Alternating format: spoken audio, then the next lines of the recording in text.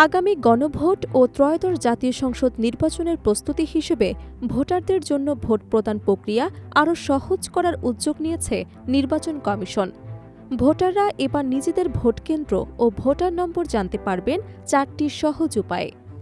নির্বাচন কমিশনের জনসংযোগ বিভাগের মোহাম্মদ রুহুল আমিন মল্লিক শনিবার এক বিজ্ঞপ্তিতে এই তথ্য নিশ্চিত করেছেন।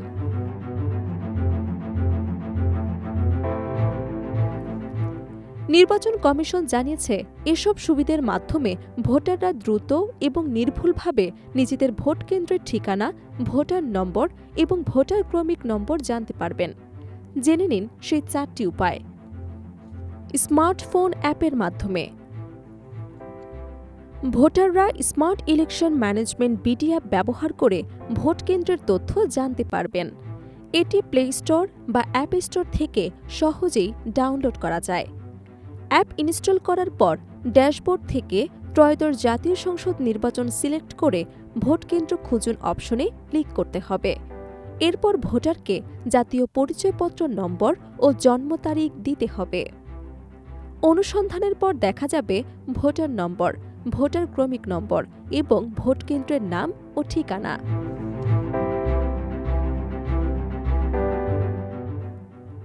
ভোটাররা 105 নম্বরে কল করে ভোট কেন্দ্রের তথ্য জানতে পারবেন।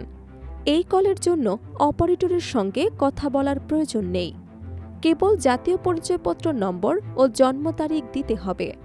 হটলাইনটি প্রতিদিন ভোর 6টা থেকে রাত 12টা পর্যন্ত কার্যকর থাকবে এবং সেবা সম্পূর্ণ খরচমুক্ত। এসএমএস এর মাধ্যমে ভোটাররা মোবাইলের মেসেজ অপশনে লিখবেন পিসি, এনআইডি নম্বর এবং পাঠাবেন 105 নম্বরে। এরপর ফিরতি এসএমএস এর ভোটার নম্বর এবং ভোট কেন্দ্রের বিস্তারিত তথ্য জানিয়ে দেওয়া হবে। নির্বাচন কমিশনের ওয়েবসাইটের মাধ্যমে ওয়েবসাইটে গিয়ে ভোট কেন্দ্র মেনুতে ক্লিক করে নির্বাচনী এলাকা ও উপজেলা নির্বাচন করলে সংশ্লিষ্ট কেন্দ্রের তালিকা দেখা যাবে।